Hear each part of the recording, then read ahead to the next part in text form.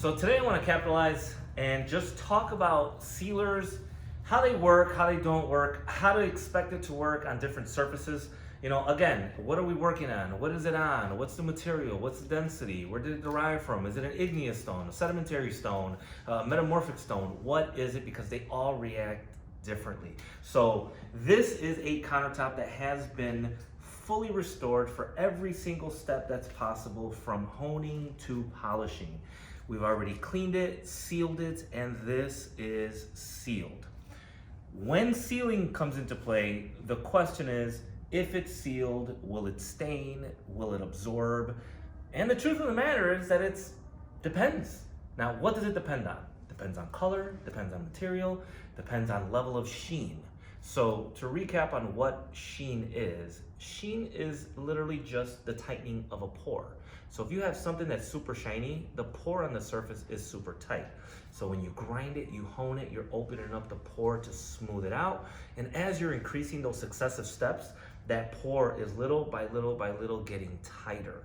And all shine is a reflectivity of light. How do you get the most light out of the material? Is by making that pore tighter.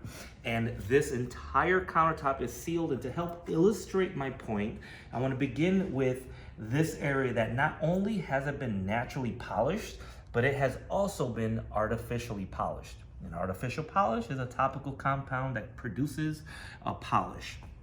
And as I drop, you could see it beading.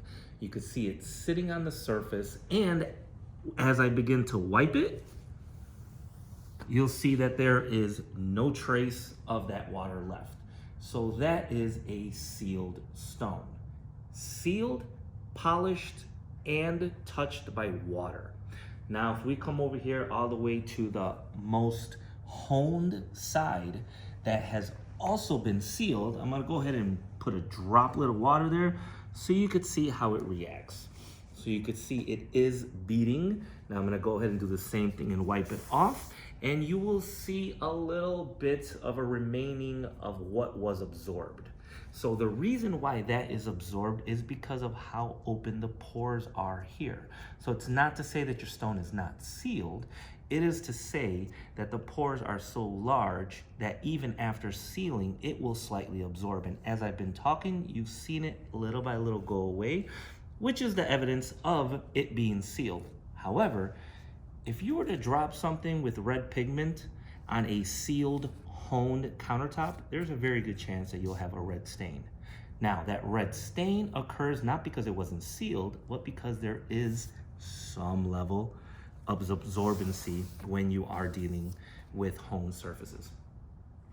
So, with that said, I'm gonna go ahead and do a quick little sample with acid on a sealed stone so you can see how differently water changes when you replace it with something acidic. Now, what would be acidic in your home that you could use, that you could accidentally use and etch your countertop? Well, it depends on where the countertop is. Is it in the bathroom? Is it in the kitchen? Different areas, is it in the shower? Different areas get different contacts of solutions, water, shampoos, whitening toothpastes, or if you're just cooking with tomato sauce or something. So we'll come over here to the most shiniest area that is sealed, and I'm gonna go ahead and drop a little bit of this acid on there. And what you're gonna notice that it immediately begins to bubble and to suds. What you see there is the acid reacting with the calcium that is in the stone. And the moment I go ahead and wipe it off, there will instantaneously be an etch that has remained due to that. Now we're gonna go ahead and do the exact same test over here on the hone side. And what's gonna be interesting on this side is you're still gonna see the same bubbling effect. But what ends up happening is that after I wipe it off, you shouldn't be able to see the etch as clearly as you saw it on the shiny side. I'm gonna go ahead and wipe that off, allow that to evaporate a little bit. And as you can see, it did absorb a little bit, just like it did with the water earlier. But can you see the etch as clearly as you did on the shiny side? The answer is probably not.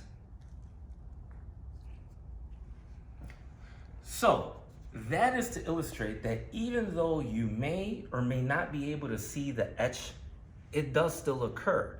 And how many etches you see is contingent on how shiny the surface is. So the madder a surface is, you have a little bit of absorption, but you won't see the etches.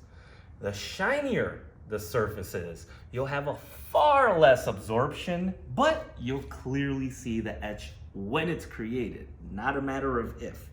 And if you were to do something kind of in between, more of a low satin finish to a satin finish to a high satin finish, you'll see that the results are similar. You still have the sudsing, you still have that reaction, and you will still have that etch.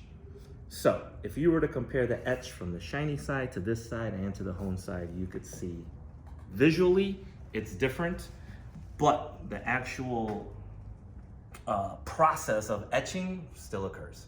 So that's a quick little touch on sealers, how they work. There's a lot more behind this, from solvent-based, water-based, topicals, acrylics, polys. It gets crazy. So we'll keep it simple at that. So sealed, impregnating, marble countertop, calcium carbonate stone reacts differently, shiny, matte, honed finish, shiny polish, acid, water. Catch you on the next one.